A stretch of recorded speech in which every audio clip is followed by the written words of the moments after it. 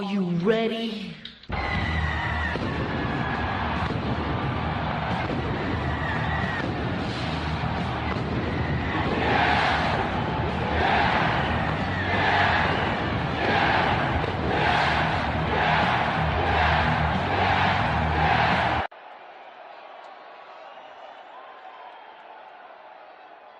Hey, yo.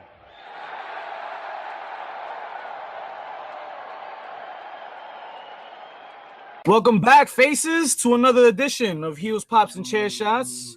We thank you for downloading this podcast, whether it's SoundCloud, Stitcher, our website, or wherever you like to get your podcasts from, basically. Your mom's house. Pretty much. This week, we're joined by The Faction, Old School Joe. We got JP Savage, Mischief. We got Jay for Jobbers with us. Pretty Chubby Fly also with us. We got a great show for you this week. But before we begin with our main topic of the week, let's jump into some real quick Raw and SmackDown. Let's cover the week. Snooze fest. I think we gotta start cutting these things short, man. You gotta deserve to be on the show, Mischief. What you think? Yo, son. You think I want to spend all this time on Raw when the writers didn't even spend all the time writing Raw?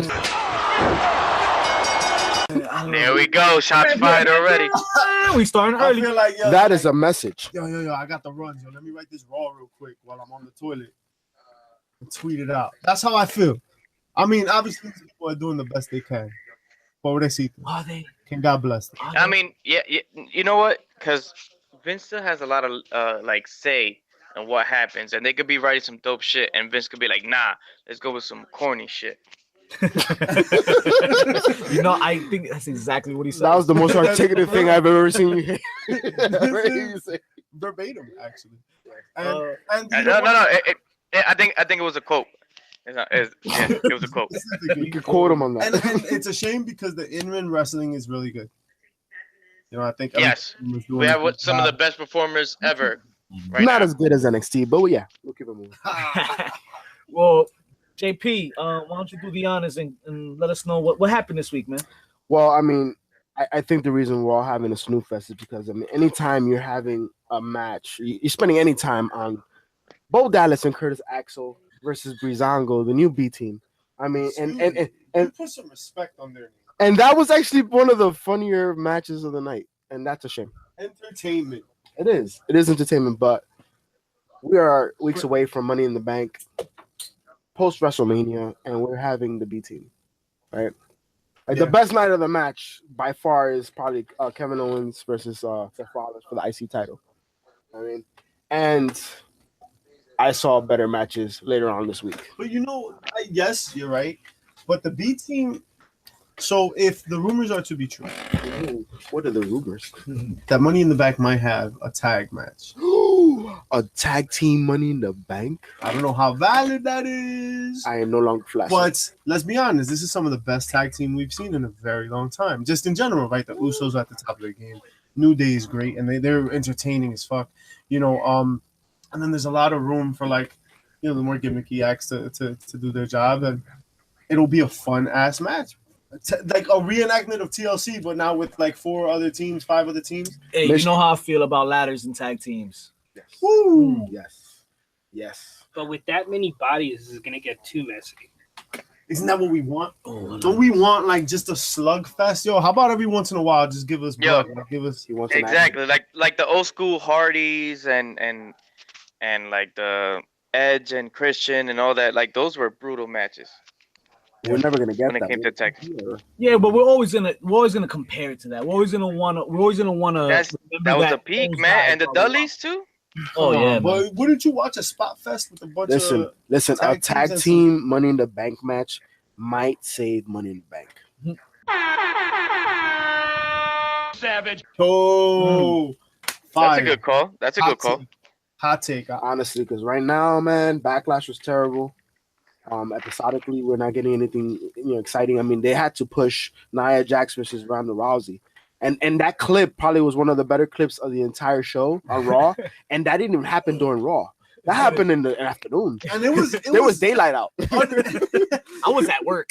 I did not hear this. It's been like a minor. What? I think at this point, more people would know, so they're kind of saying that. Well, I guess build it up, and then they, you'll probably. They've said that there's going to be a third Money. They've never said what it's going to be for. Also, Cruiserweight. Cruiserweight. Oh man, Cruiserweights that is could money. put on a show. That is money. See, if you want something where there's a whole bunch of spots, I'd rather see Cruiserweight. cruiserweights. Yeah. Give us I don't want to see something the Bludgeon Brothers, jumping off the ladders. That's what I'm No, but they put people through ladders. I would not mind Ooh. them throwing the damn sledgehammers. Dean Ambrose.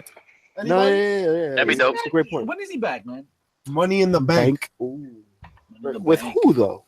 With who? Hornswoggle? My barometer of whether or not it's a great show is whether I'm looking at my phone while the show's going on or not. And I was on my phone the entire time. True. Or if you change the channel. Very valid point. That or keeping me awake, because if I'm not falling asleep in midway through, and that tells you. Savage. Oh man, I don't think Very true. any of what's going on right now. Well, I mean, because you have Bobby Roode versus No Way Jose and Baron Corbin for a Money in the Bank qualifier. You had Roode win, of course.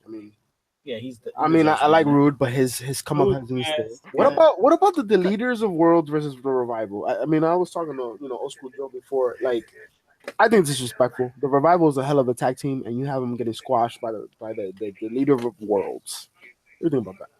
I mean, it's just one of those situations where I think the Revival came in hot. They had their injuries. They got hit with the kiss of death of being injury prone, and now they're going to job for a little while until they decide they want to push them again. Into the Money in the Bank tag team ladder. Savage. Damn. I don't know. No, go ahead. My bad. I don't know. I feel like it's not. I don't think they're doing it on purpose to just bury them. I think it's a temporary thing since they have to put them over. You got to get the Revival at least on TV, right? But they when you do get injured, you got to take the bad with the good, I guess. And when you get injured, you gotta face it. Yeah, you gotta eat crap for a little bit. For a little bit, yeah. And work your way up. So I'm not mad at that. I'm more mad at teams like the Ascension that are like, they're buried under garbage, and that sucks because they were actually honestly they were a good team in NXT. Yeah. And then they gave them the Legion of Doom gimmick, and that's when they got killed. Absolutely agree with you. I mean, I think this is going to be a consistent conversation on the flops from the transition from NXT to the WWE product on the main card. Mm-hmm. That's fully a Vince call too, to turn them into that Legion of Doom shit. But they were that in NXT to a certain extent. That has to be it has to be a Vince. No, but it has to be a Vince move. The moves has been the same. The reaction, the alert to their perception to the crowd has been the same. But I think it went from being the gimmick to being the parody of the gimmick that caused it. Well, especially their debut. Basically. Wasn't it on Raw 25? Or was it on Raw? I don't remember exactly when it was, but they get squashed by a bunch where they got beat up. Yeah, in the ring. Yep. Kevin Nash was in there. Yo, you know who got missing knees? You know who got jobbed at Raw 25? The fans. Well, depends if you were in the Manhattan Center or if you were. That's exactly what I was gonna say. My point exactly. I was in Barclays. I had a good seat right behind Corey Graves. I saw him drink like 8 Red Bulls that night. We had a great show. I saw Austin. I can't complain. His palms are touching the whole time. Whew, sweaty as fuck. But no monitors in Manhattan Center. No fucking updates. What's going on? Way to screw it up. Corey Graves was drinking Red Bulls because he was bored out of his mind. I'm just glad he wasn't doing lines of coke. It all came after Austin's return, though. So we did. Yeah, word. That was probably I've heard from multiple people the best part of the night. That was the best part. Everyone blew their load. You also have Dolph Ziggler, Drew McIntyre in their little tag team, little faction they're trying to create, which I'm not too mad at. Versus Braun Strowman and Finn Balor. That was pretty fun, actually. That was a nice interchanging match. You had Drew McIntyre, staring down Braun Strowman and teasing him. You know what?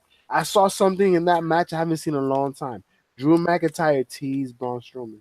He went in the match. He's like, "Yeah, we're gonna let's go, big guy. We're gonna go toe to toe." And then he tagged in Dolph Ziggler. And it was that's heel stuff right there. That's true heel stuff. Yes, you do heel stuff. Yes, sir. You get the heat. You build this really desirable match. Hey, everybody's gonna love Braun versus Drew McIntyre, but these kinds of things just make you love the characters, fall in love with the storyline. Absolutely. Yo, and that's what a great wrestler does. You know what I'm saying? Like, I'm not saying necessarily that Drew McIntyre is a great wrestler as a whole package. Well, listen. No, I think he is, and I think this is how you build them. And why wasn't this done before? This is his time now, and I think this is the way you build them, and this is definitely going in the right direction. Vic, I agree with you. I think his run in NXT was impressive. His moveset has changed. I mean, the things he's doing in the ring for a guy his size. I mean, he's gotten bigger. He's more massive now, and he's even more agile. It's incredible. I think we're gonna see some big things from Drew McIntyre. Oh yeah, man. All right. Then we also have obviously Bobby Lashley, Elias, and Kevin Owens in the Money in the Bank qualifier, having Kevin Owens win. Another underwhelming match. But Kevin Owens being the Money in the Bank match, I'm mad at that. You better not have a Money in the Bank without Kevin motherfucking Owens. You're right. So- Kevin Owens better be in that match. And I'm so confused about Bobby Lashley. What am I supposed to feel for him now? Like, it's Disappointment. Especially after that promo. yeah. Well, like, we can thank This Taz. thing. Taz is you were right, Taz. Well, good job. You were intrigued, and guess what? It was a storyline. They're going somewhere with it. clearly. I guess we're supposed to be overjoyed for it now. Like, are you serious? Now his sister's gonna show up on Raw. This is the rumors now. Yeah, I hope she helps him in the match. The match I'll probably be sleeping through. Well, I'll be laughing if we're talking shit now, but I'll be laughing if this turns out to be the biggest thing in fucking. Yo, I hope to be wrong. Like, prove me wrong. I want to be proved Listen, but that's a fetch. That you're reaching hard as hell right now. I don't think that's gonna be much. Let's move on. Yeah, It's such yo, a long fest, we gotta listen. move on to SmackDown. Bro. Last read. Well, you know what, yo, on SmackDown, I think the hottest for me, the best part of the night, because I mean there was a lot of repeats of things we've seen already. I think it was the Celebration. I was a big fan of the Celebration. Oh, So, do you see it now? Do you see what I'm saying about Mella? Oh, I see it, baby. Yo, Is she money? I see it. she's money, dog. Mella's money. She's an annoying Miz for the Mm. women's title. She'll grow. She'll grow. She'll get better. I mean, all right. So SmackDown, you have that was for me the highlight. You also have the biggest match part of the night, the 100th time we've seen AJ Styles versus what's his face, Shinsuke Nakamura. What's his face? I'm You sorry. Put some respect on his name. I forgive me, Shinsuke. It's just I've seen you guys so much, and now you even have a stipulation on the match. Well, I couldn't wait for that. At least give me something different. Holy This was shit. probably the best match they've had in recent memory, so I'll give them that much. And how about a little Eddie Guerrero in that finish? That's right. Ooh, that's true. Wasn't that beautiful? That's true. He That's faked true. a low blow. That's true. That was money. That was money. That's I'm sorry. I think Sasha Forgive Banks me. was the last one to do something commemorating Eddie Guerrero. Yes, Frog Splash? agreed. Probably the Frog Splash, or maybe Agreed. Seth of these guys probably do the Frog Splash. I've been seeing it too, but that was a good way to Kevin Owens does it too. bring his name up. But yeah, man, that was a good spot. You know what? My bad for not even mentioning that. I'm gonna take a 10-second time out from the mic. Psych! I'm here all night. Savage. This is why we can't have nice things. Right. Savage is loose. I know Jay the Job is with us this week. Yes, sir. Yes, Um, sir.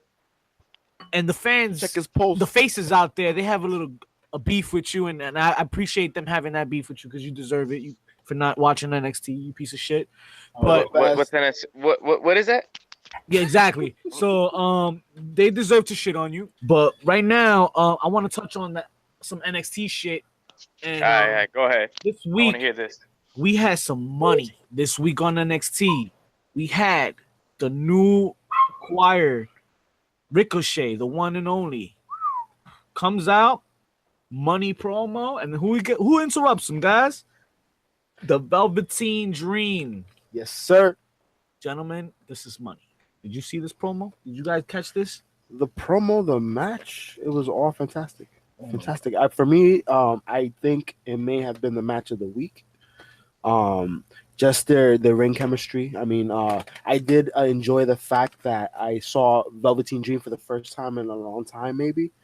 Kind of looked New Japan right? Going against Ricochet, they were just bumping spots off each other, replicating some of each other's moves. Those two Over top. I mean, it was very good. And then the ring psychology that was involved between Ricochet giving it to the Velveteen Dream, which we usually see an upper hand on that note. Most definitely. Very good match. Charles, you said something there? Yeah, I said those two, they have great chemistry. Great. The best chemistry. I mean, I think that they're destined to lead NXT for the years, for at least this year coming, because they're gonna hold it down this year. And I'm so sorry to cut it a bit off, but you know what? I agree with that. And the crazy part about it, I saw that great match, and then what I saw afterwards, I was like, oh damn, I forgot. Like they went right after the match, they went up to Aleister Black and said, "What do you think about these two guys?" And he was like, "I'm ready." You know what I mean? Like, and I think about Velveteen Dream versus Aleister Black, and then to add Ricochet to that, I'm excited. The fans are ready. The fans are ready, and we've been waiting for something. Come on, TV's trash. TV is trash. Backlash was trash. Backlash gives you the incentive that pay-per-view is going to be trash up until SummerSlam. So all we have is NXT. And all we have is a future where the wrestlers want to put on a good match. And they all have like this crazy athletic ability. And they're just finally like in a place where like they can just have their match. Even if it's a fucking 10-minute match. It works. Tends to happen. It fucking works. Moving on, though, I'm sure you've all enjoyed some of the great action we've seen these past couple of weeks between the Intercontinental Champion Seth Rollins and The Miz, including Seth versus Owens, which was an amazing match this past Monday. But being that we've seen WWE showcase the IC title in high-quality matches, we figured we cover that very coveted Intercontinental Championship this week, guys. Yes, the IC title's been around for ages. Yes, we've seen many greats capture it. So what we're going to do, we're going to run down our favorite IC champs of all time and then give you the official HPC podcast top 5 IC champs of all time list. Yeah, we have our own list. We're going to post it up. We're going to talk about it, and then we're just going to come up with an actual order for you guys. Post that up online for our website. And I'm talking about official, though. Like, I mean, so official that as of this day forward, even Vince McMahon himself will have to reference it. So without further ado, let's get right into it, fellas. Pretty Chubby Flacco. Listen, if I got to start off the list, I'm going to start it off with the most accomplished Intercontinental Champion of all time, Mr. 9-time Intercontinental Champion, Chris Jericho. Oh, yes, sir. Yep. One of my top 3. Okay. I'm just claiming how he's the GOAT. That's it. That's all I got to say. He's the GOAT. A quick point, definitely Chris Jericho, as I mentioned last week, one of my top 3. He's been involved. I think the impressive piece, he's been involved in many different eras of wrestling, right? With the IC Championship. And on top of that, I believe he was one of the only Intercontinental European champions when they made that the Eurocontinental. I don't know if he was the only, but yeah, definitely. I feel you. Intercontinental and European. Jarrett. Oh, I'm so sorry. I jumped the gun. It was actually D'Lo Brown, Jeff Jarrett, and Kurt Angle. Oh, it's true! It's damn true! That's right, my man. That's what it was. Mr. I'm sorry. Kurt himself. My apologies. I'm going to take a 10-second timeout. No, I'm not! Yeah, no, I mean, but the craziest, he's had many matches for the IC title, but one of the craziest for me is him versus China. The fact that he actually had a match with China and it wasn't a terrible match, it worked. I mean, I don't know about you guys, but the product, I felt the same about it as I kind of did with Braun Strowman with the 6-year-old, where I wasn't mad at it. Whoa, what story did you read about Braun Strowman and the 6-year-old, yo? I ain't know about no Braun Strowman. No, that was after Mania? No. Yo, we're not spreading rumors. Well, funny enough, you said China. She's definitely on my list, and it's your hit list. It's hit list and women's movement list. Post Xbox. All right. Hey, we're in the women's era now, right? Women's revolution. Okay, I'm mad at that. Yo. I put money that if she wasn't a porn star and the things didn't go the way they went, China's history alone would be bragged about and be the biggest shit in fucking wrestling today. Yeah. Maybe not a couple years ago, but today. China wearing that men's Intercontinental strap, couple appearances and a couple rumbles. Yeah, man. Definitely Hall of Fame material. And definitely she'll be blown up bigger than Ronda Rousey. The day. Yeah, but it's never gonna happen because Stephanie runs the women's division. No, I agree with that. I agree. Definitely. And you know what? She needs to get over that shit because you know what? Vince would do what's best for business. Yeah, he's taking many. What's best for business. He's taking plenty of L's. What was that, Jay? He's taking plenty of L's just for the sake of money making. Yeah. So absolutely. yeah, But always remember, knows what's best for business is best for Vince. exactly. Because I mean, he didn't have to have Trish Stratus tonguing him down. You know what I mean? Word. It was best for business. Yeah. Vince did some stuff for himself as well. Some of that writing was definitely him. Shout out to Mandy Rose. Oh, Word. wait a minute. Now, if I see Vince and Mandy Rose, that's just drawing the line. The Intercontinental Championship deserves some respect, God damn it! That's some respect. All right, then. Exactly. All right, Mischief. Why Then I you go. deserve respect? Because I've always felt the IC title is the barometer to see who is the next champion, who's going to be the next heavyweight champion. Title can take you to another level. Yes, exactly. I mean, that's what I it was believe there that's for. Go ahead, Jay.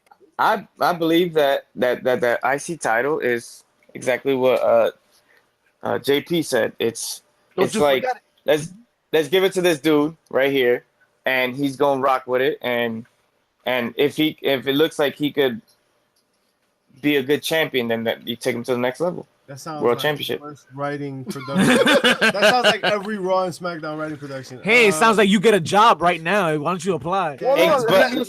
Listen. I'm not saying that's. I'm not saying that's what you're supposed to do. I'm saying that's what they do. That's their formula since day one. It definitely was something they used back in the day. It was the barometer because some people that are going to be on this list, like for example, one of my favorite wrestlers is going to be on this list, right? And he really only had it once or twice, I believe. Bret the Hitman Hart. I mean, boo that man. Okay, whoa, and I'm ready for you. I'm ready for you. In which they gave him the world championship after that. Listen, Bret Hart. He held the strap, but you gotta look at who else he helped made. Like British Bulldog. That match in Wembley Stadium doesn't happen without Bret Hart. Not at all. Shawn Michaels and Bret go at it for a little bit too. They have a little. They had a little feud too. They did. They had a little mini feud. It wasn't too long for the IC. I'm talking just for straight. Because I'm like, I think they have more than a little feud. Right. Nah, but for the IC strap, 30 years. This movie I got spat on because of that feud. Shout out to our favorite feuds episode coming soon. But anyways, Nice. Bret, Shawn, Bret Perfect, Bret Bulldog. Bret was behind Bret Piper at Mania. Bret Stone Cold Steve Austin. Well, I don't know if that was for the IC That was title. for the IC. That was for IC. Right, yeah, but for IC titles, those were just amazing. amazing and stuff. Amazing. It should have been for the IC. Because anything Bret Hart was in was amazing. You understand that Bret Hart had to beat the Mountie to win the IC title? The Mountie was champion for like 2 days. You know what I mean? But he was a transition to be able to face. No, I'm sorry. 2 days too long. Roddy Piper had to beat the Mountie in order to then. Roddy Piper, if you're gonna bring up a legend, let's bring up a legend. R.I.P. I'm fan reading your of book. Gimmicks, and Roddy Piper was not a gimmick. He was himself. All right, but he was himself with a kilt. Yes. And that makes it a gimmick. And so the Hot Rod is one of my favorite Intercontinental Champions. Shout out to the kilt for being a gimmick. Shout out to Yo, but that guy was crazy. Don't sleeping on the bad pipe. Right. And the pit and Piper's Pit, he had his own show. Word. Piper's Pit with the coconut. Was it the first show? I don't know if it was the first time. No. The Shockmaster was involved. Because Buddha's Beefcake had a barbershop. But even before that, I want to say Pat Patterson, the first Intercontinental Champion. Well, talk about that, old school. Why don't you tell them about the tournament that was never a tournament? Well, you have to understand, Pat Patterson won the North American Championship, which was the original secondary title for the WWE from a Ted DiBiase.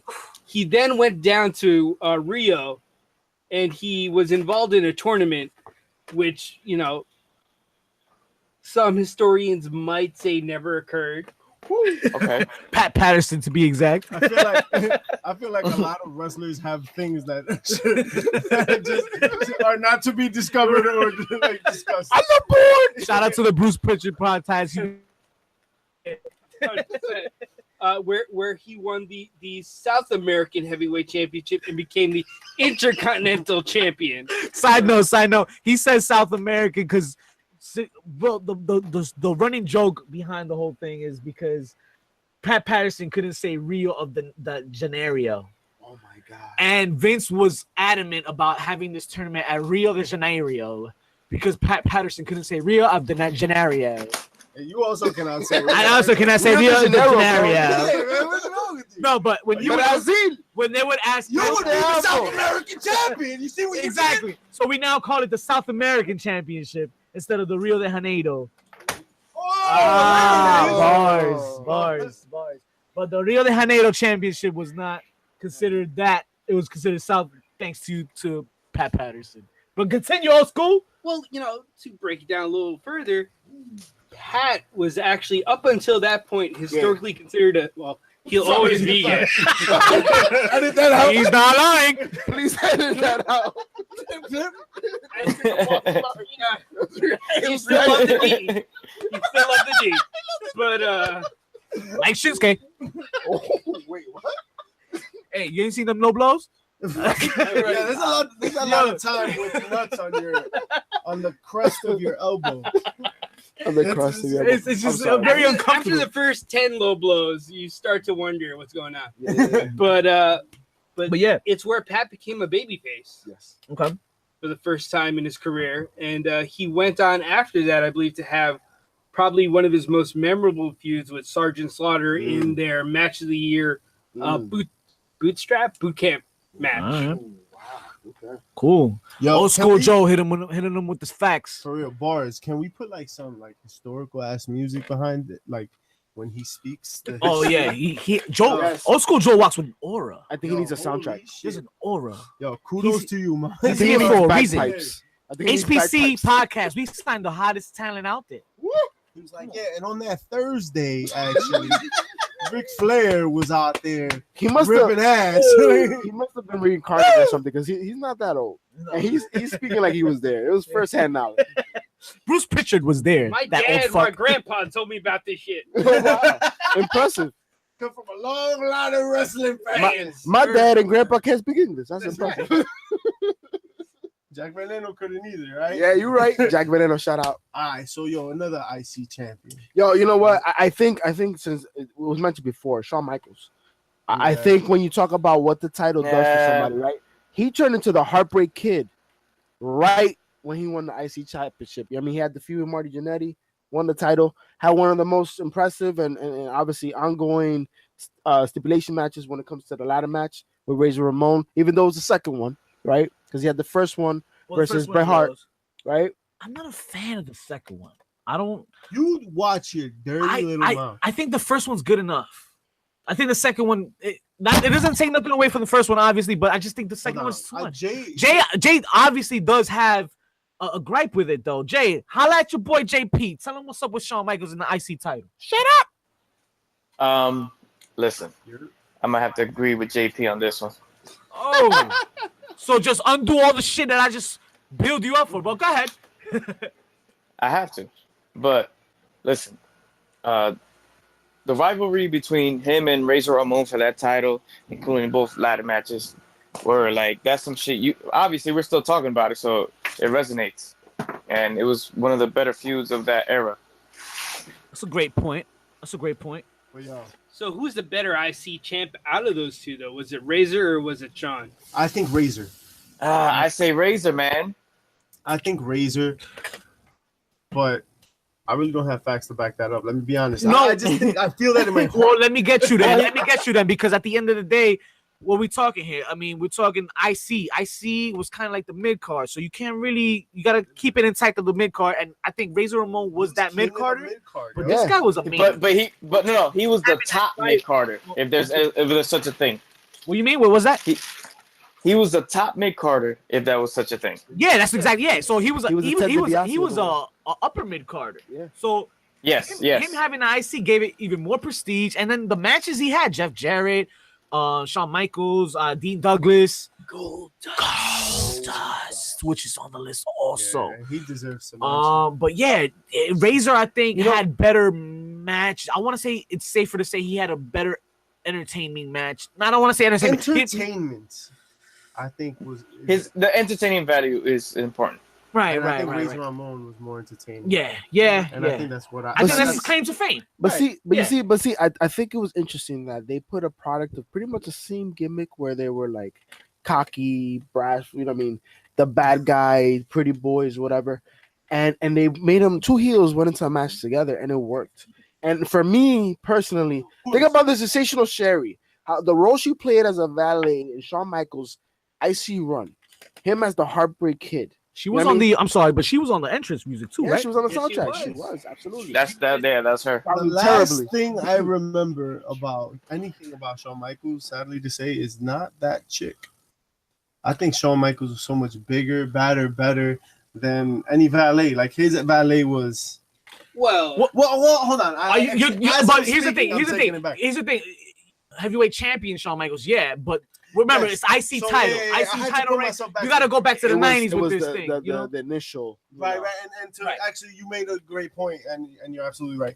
The Heartbreak Kid came in with her, and it did do a lot for his character. And why was she important? Because before Shawn,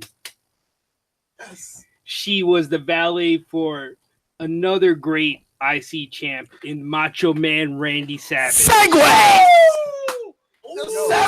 What a great segue. What an amazing segue, sir. I think Old School Joe covered everybody's list at least. Listen, that's a fantastic, wonderful, beautifully segue. It was a beautiful segue. And I think we've said segue like 80 times. Yes, and I need a segue because this is good. But I think, when it comes to IC titles and what it means to someone's career, Macho Man is the epitome of that. I mean, the man had over 400 days. He had one reign. He had over 400 days with the title. I mean, his match with Steamboat, right? I mean, there's so many matches we could discuss. But what he did to the IC title and then how it catapulted him to the main event card. You know what I mean? 100%. Well, him as a heel champion, you got to remember the E has always been a babyface territory, right?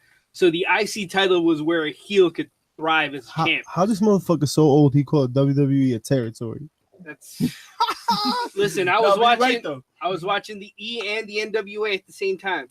Bars, but the fact that he was able to thrive as a heel, and he was so reviled that when Steamboat went up against him, the pop that he got when he won that strap. Oof. If you look at it, Steamboat really didn't hold that title for that long. He lost it maybe a month or two right after the. It was about 23 days or so. There you go.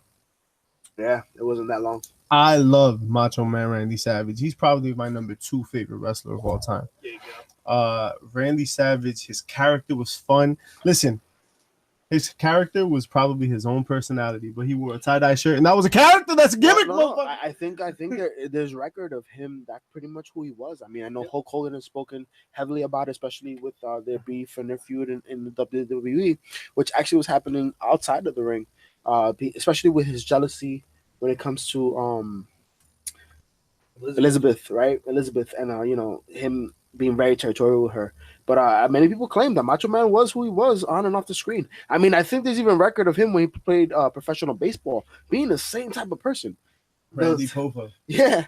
Holla to the genius. Holla to the Reds, the Cincinnati Reds. Cincinnati Reds. That must be a crazy ass footage, because can you imagine somebody on the field like, oh yeah, just hit a home run. I'm sure we're gonna get to this on another podcast, but there is a story about Randy Macho Man Savage in the Memphis territory dealing with the Waffle House, a police standoff, and the SWAT dog. Oh yes. Man, that will be covered. Definitely, to be continued. Definily. Old School Joe, I also want that Macho Man rookie card. By the way, I would love that fucking Macho Man rookie card. His hair was just as puffy. But yeah, I love Macho Man Randy Savage, man, and everything he did, especially with that strap. Yes, sir. Another superstar I want to touch based on for the Intercontinental thing is people forget Wade Barrett. he might not be on everybody's list, but he was a I got some bad news for you. Wait, the 6-time IC champ. 6-time IC champ. That goes for something. I feel like that's a shame in the sense that. Oh wow! Say no more. It's a shame. Got him. That took him 6 times, and I can't remember any of them. Yes, that is pretty bad. Guy that should have been he should be in the main event right now in the league. Yeah. And he was one of those champions in the modern era where the IC title meant jack shit. I think the reason behind that is because I think he won it 6 times. You know, WWE has this fascination with just like switching the belt on people within months and week spans. And I was looking through the historical list, and I saw it throughout different eras. It's not something that just happened recently. It happened in the 90s, it happened in the 2000s. And I think that was part of the result of that, you know? I can see that. That's like a wrestler who probably shouldn't be named according to most historians, but It's Wade Barrett. well, Wade Barrett. You guys Seriously, Vic. What the hell, Vic? poetic about Wade Barrett and his 6-7 day title fucking run. All right. You just said yourself that you don't remember a single one of them, and I will second that notion. All right. I'm afraid I have some bad news. I third it. Was a terrible character as a king.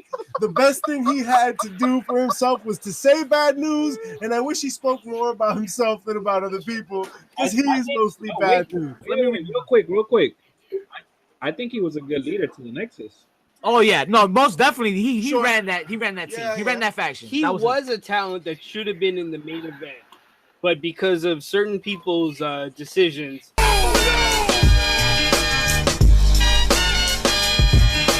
he was left to fly. For real. I believe he's now the GM of Defiant Wrestling, which I hope does well. What territory is that in?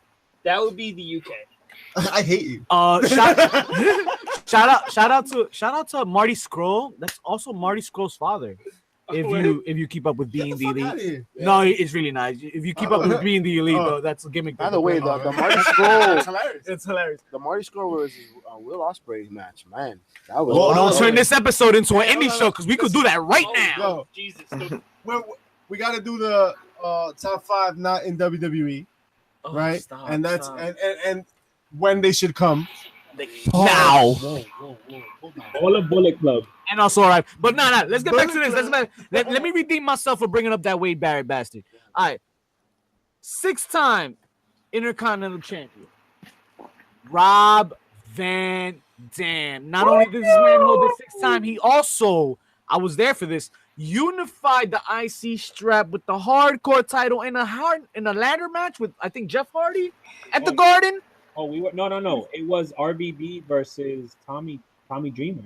Oh, Tommy Dreamer, yeah, for the hardcore. My bad, my fault. I love But Tommy Dreamer. me and Pretty Chubbs were there live. It was a great match. But yeah, RVD definitely got to show love to RVD on this list, guys. I prefer to think of RVD as one of the best ECW Yes. TV champs as opposed to an IC champ. I agree with that wholeheartedly. But don't you think that's because of the colors that were like, painted on them and stuff, the ECW brand and shit.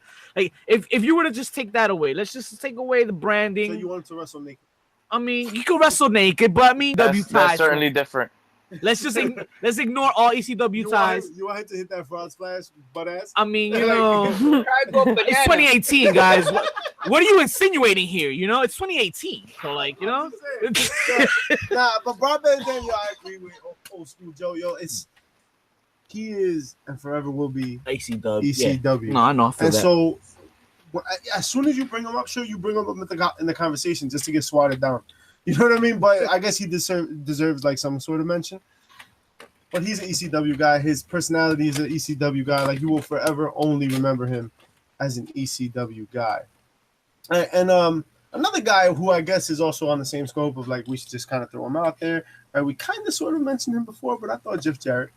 Ooh, Listen, up until Jericho decided to demolish all records when it came to the IC title, Right. Jeff was the guy. Right, and I thought he did a really good job. I thought his career was pretty decent. It's unfortunate how things turned out with the company, and I think Old School, why don't you fill him in on what really happened behind his contract? Yo, All right, so Add historical music here. It's like a documentary.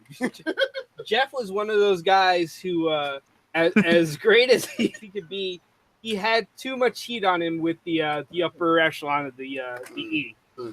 Mainly Steve Austin because of the way his daddy paid Steve, and apparently Jeff made a off-color remark on how Steve should suck it up and take the paycheck because it's not going to get any bigger. But it did. It definitely did. A whole lot bigger than Jeff will ever see in his lifetime. Jeff has been wrong about a lot of To things. say the least. Holy shit. He was about to leave the E when his best buddy Vince Russo decided to play along and create this angle between Jeff and China for the IC strap. He made it so that the blow-off match happened after Jeff's contract had expired. The only way Jeff was going to lay down for that IC title to go to China was for a fat paycheck, which Vince never, ever forgot. Well, he's in the Hall of Fame, so Vince eventually got over it. I Basically. mean, yeah. Because it was best for business. Yeah, because it was Did best y'all for watch business. that, by the way? A special thank I you loved for it. all of the I loved TNA talent what- he was able to raid later in life. Right. Yeah. Right. Absolutely. The Hall of Fame. that are selling out the bingo halls at Emerson Middle School. I watched the Hall of Fame, but I wish I had. How about we leave it Damn, like that. Yeah. You know, I mean- didn't get to catch it, but I feel like the Hall of Fame at this point has become a little stale. Because I think at this point we're including too many people in the Hall of Fame. I Yeah, you're enjoy You know it, what I mean? man. I think we're including. There's people that have never had even the IC Championship in the Hall of Fame at this point. You know what I mean, and I think when we talk about the IC Championship, I think we should talk about the best feuds. And one of my favorite feuds in the IC Championship, and it's gonna be one of my favorite feuds in all time. But it started with the IC Champion, Stone Cold Steve Austin versus The Rock. Savage. I mean, I think in this feud, when you look at Shout Stone Cold Steve out Austin. to Greatest Feuds episode. When you look at Stone Cold Steve Austin throwing that belt into the river, man.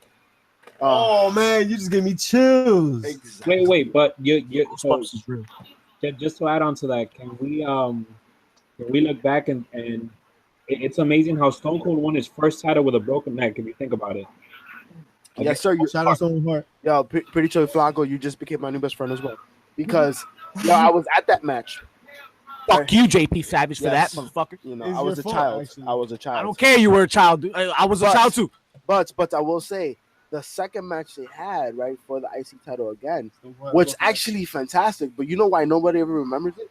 Because it took place in Montreal. We can't be talking about this broken fucking neck anymore because Mischief going off on this motherfucker. No. And he ties it all back to fucking Bret Hart. We can't do this we shit. do not remember because that's took place on the same night of the screw job. You dare. Yeah. Took night the same. It was on the same card. It was a great match. Right, But so nobody Survivor remembers Series. because everybody's mad at Vince and everybody's disgusted with how much loogie came out of Bret Hart's mouth. You know what I mean? I'll tell you what, right? That you bring up Owen Hart. Owen Hart deserves at least a mention in this. Why? conversation. Because he won it Definitely an once? honorable mention. Because he won it once to give it to Austin and break his neck in the process? Absolutely greatest heel move ever. The Hart. I can't be mad. Okay. Cripple, future Hall of Famer. Recent reports. Probably the greatest thing that ever happened to You wrestling. know what? If this mention on this podcast gets him in the Hall of Fame, then yeah, so be it. Okay, so we spoke about Wait, Owen Hart, and the move he used to unfortunately injure Stone Cold Steve Austin. What was that? That was the power drive. What was it? Was a variation on the Tombstone Pile Driver, a sit down right. version, right? It just was a little too low. But you know who used to use the A little too low. you know who used to use the Tombstone Pile Driver even before the Undertaker was the original Rock, Don Morocco, who was also champs of all time. Agreed. He had some great feuds with Pedro Morales. Pedro Morales. He was the bridge between Pedro and taking him to Tito Santana. Yes, sir. Woo! Yes, sir. Spitting bars, yo. Back when TV Once was again, great. a shout out to Tito Santana, who was the one that took IC title, which had been around since about 78, 79. And turned it into Tito's vodka. Well, basically. Popular and all the young kids want to drink it. Yes, sir. Shout out to all these old school mentions, man. you young kids today, man, the youth of today, folks. Wait. Wait. As IC champion, of course I did. What is the shit wait. that you make them watch, Vince? And speaking, Yo, but how are we not talking about Mr. Perfect right now? Yo, Jay the That's a Jobber, perfect segue. I was just about to say that. Yo, The conversation. come on, man. We have to. Like that's just. you know who drinks a lot and who deserves that title, that IC title? Talk about Stone Cold. We mentioned him before, but you gotta just let it know. Like his career. I think. Off. All right, Stone Cold's there's there's a lot of variations on this topic of bringing in Austin and The Rock, for the IC. Only because it's the IC and it's early in their careers, but you gotta at least say this is money feuds. This is the IC only added to their builds and shit. So watching them was great, and then everything with like you said, JP, with the whole IC title being thrown over the bridge and all that. It was money. It was money. Another guy, right? Like to somebody else, probably one of my favorite wrestlers of all time, right? Triple H. You beat me to it. Sorry. I'm sorry. Yo, Triple H, I mean, that's where he kind of built himself as a singles man. He always had a singles career, but really established his character, his confidence, his persona. I think that's where he built himself as a force to be reckoned with. I love his IC run. I thought it was great. Well, you know what it is though. Hunter is one of the few guys where you have actually seen him as the IC champ in every stage of his gimmick. You saw him as a blue blood as an IC champ. You saw him as a degenerate IC champ. That's a good point. And then you saw him as the game. Yeah. IC champ. Power trip. You right. That's right. I didn't really think about that. But that's absolutely I true. think that's the glorious piece about the IC champ. Once again, I will say, because you see careers change. You look at The Rock. The Rock was mocking Maivia before he won the IC champ, and when he won the IC champ, he now started the trend to take over the Nation of Domination. You know what I mean? Like you saw immediately when he had that gold on his shoulder, you saw the braggadocious Rock come out. The people's eyebrow. The beautiful man, like you said tremble. before, right? The beautiful man who head didn't glisten back then. JP, I hate to be the one to correct you on this piece, but there was a very unfortunate Rocky Maivia IC reign. He had beat Hunter with the roll up. Right. That was on Raw, one of the early episodes. I believe that was also the turning point where people finally had just had enough of Rocky Maivia and wanted Rocky to die. Rocky died. Okay. So Old school Joe with the save. It led to that. It led to it, but the ascension of The Rock started with that IC title run. Okay. Sure. Yeah, man. Think about what it became. You know what I mean? This is when the company let him run with his shtick, and it worked. I just saw Baywatch the other night with his shtick. I just saw Baywatch the other day, and anything The Rock is in is fantastic. It makes Including money. matches. Yes. But if we're gonna talk about the Attitude Era, someone that's gotta be brought up.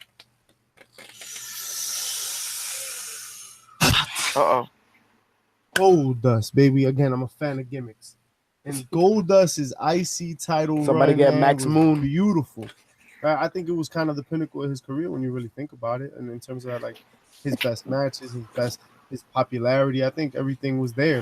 That's when he was at his best. It was I'd almost say the beginning of the Attitude Era of his Goldust. Yeah. And to have him beat Razor for the title was kind of the move from the new generation to the Attitude Era. That's a really good point. Gold. And even further back, Ultimate Warrior deserves. Yes, least. I'm a big fan of any champion that changes the color of the belt. Yeah, absolutely. Right? And Ultimate Warrior probably was the first one with the yellow. Am I correct on that, or am I wrong? Am I right? I believe so. The design change was thanks to one Mr. Greg the Hammer Valentine. Okay. When he went to little ape shit on Tito's belt. Okay. So what did it look like? I've never seen that shit before. We're talking about facts from beyond. This is historical. Y'all love the white belt that Cody brought. Agreed. That was the white belt that Greg forced to happen. See, I always thought it was Shawn Michaels that brought the white belt. Well, either way, Ultimate Warrior did it beautifully. His character was a nut job. I loved every minute of it. I thought he was stiff in the ring, but he was fun to watch.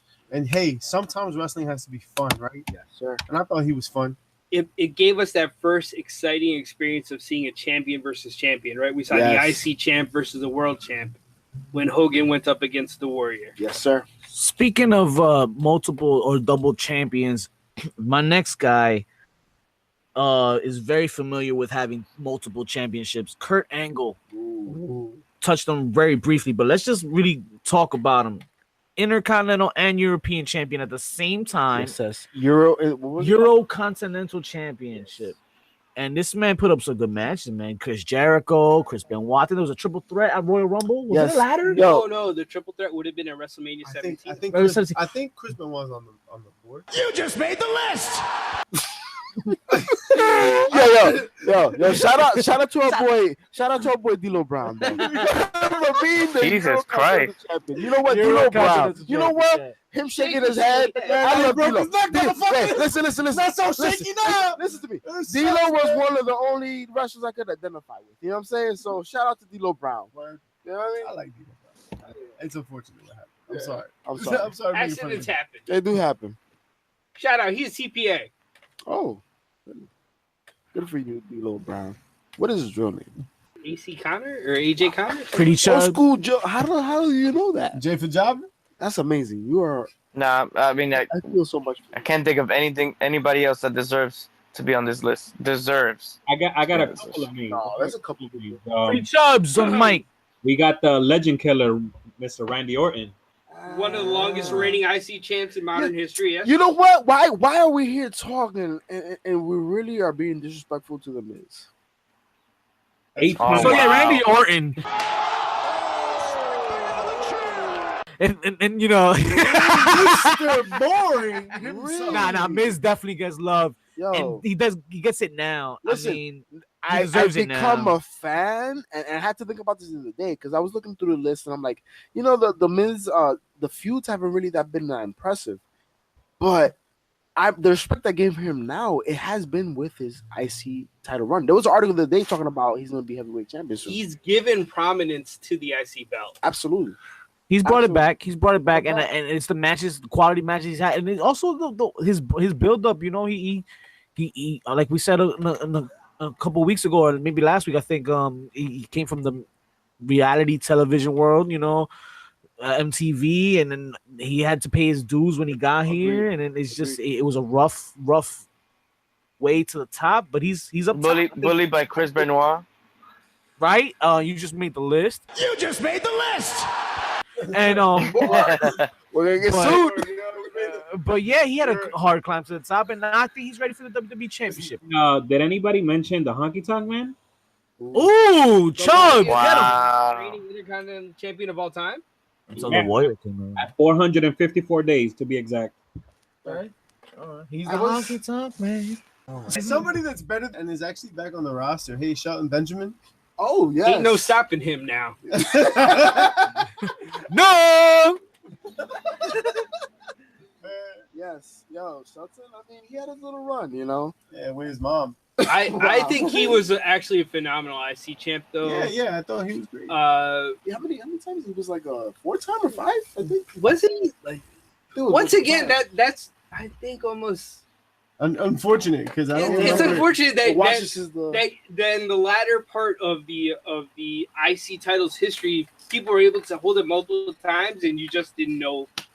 I'm like, wow, it probably was 4, but like it waters down the prestige, right? 100%. But I think as the years have gone on, I mean, because we mentioned before, this has gone on before. Oh yeah, it happens with the World Heavyweight title, the Tag Team title, but I think they have to go with the crowd. Right, and I think that's what leads to a lot of these decisions. So let's give these guys the official HPC podcast top 5 greatest Intercontinental champions of all time. I'm with it. Number 5, Old School Joe. Who you think number 5 is? Number 5. IC all time. Who's the official? No, time out. We're gonna do. I thought we were gonna go Patterson. Keep the same list. Oh nah, if you do top 5 Patterson. Okay, so all right, go. All right. So top 5. Who we think top 5? Then I would go with the Macho Man. Ooh, Macho Man. Really? I like number 5. That's a good one. Macho Man Randy Savage. Okay.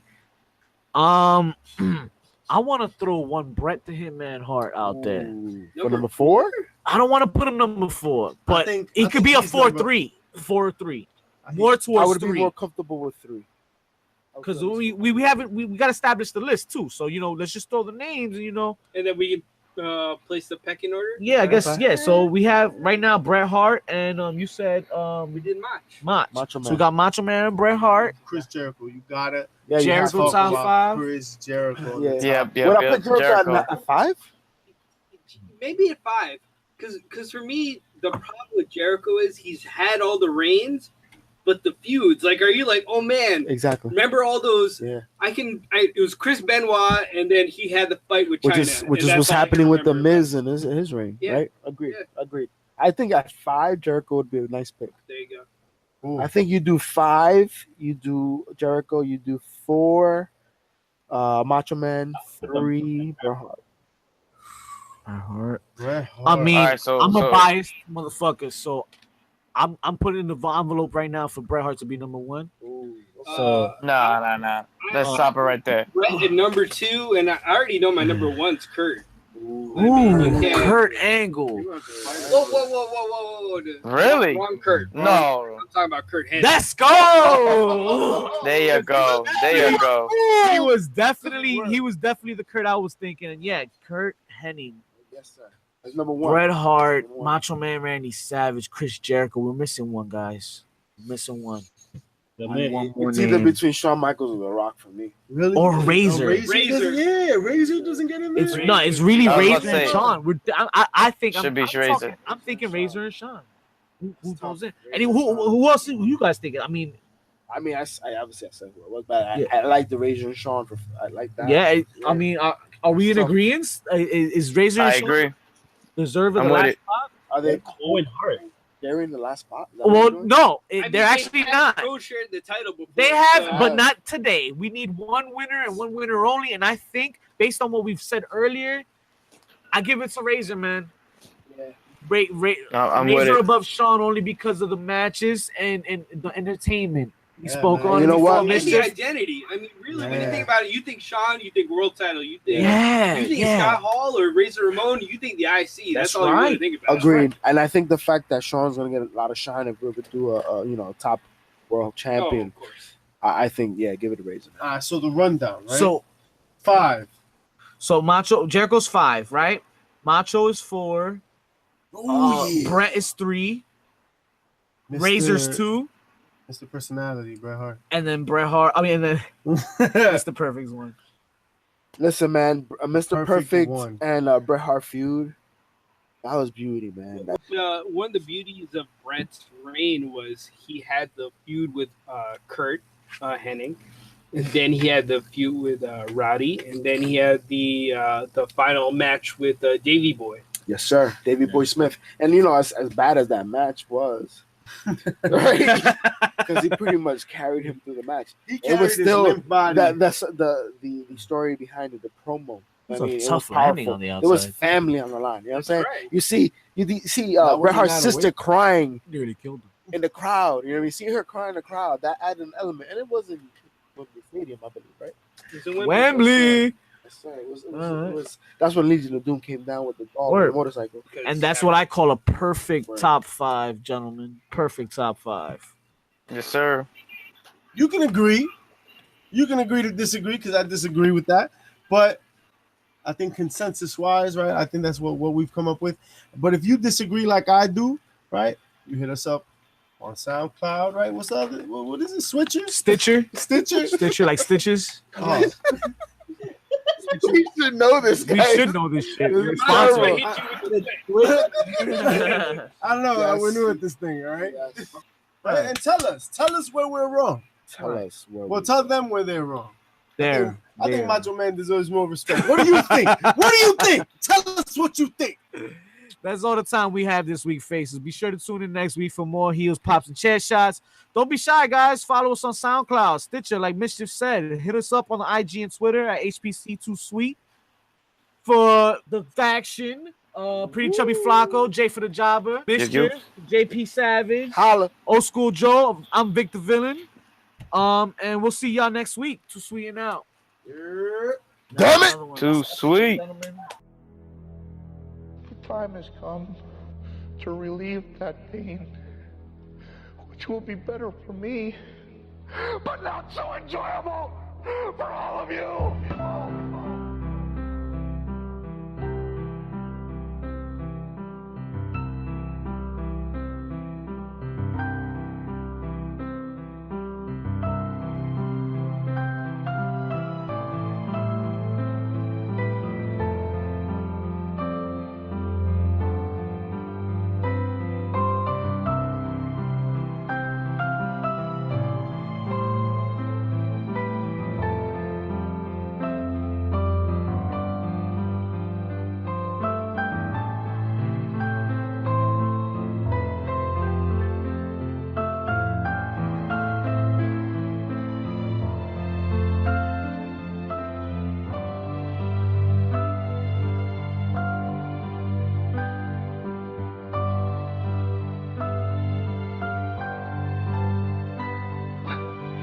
Leave the light on.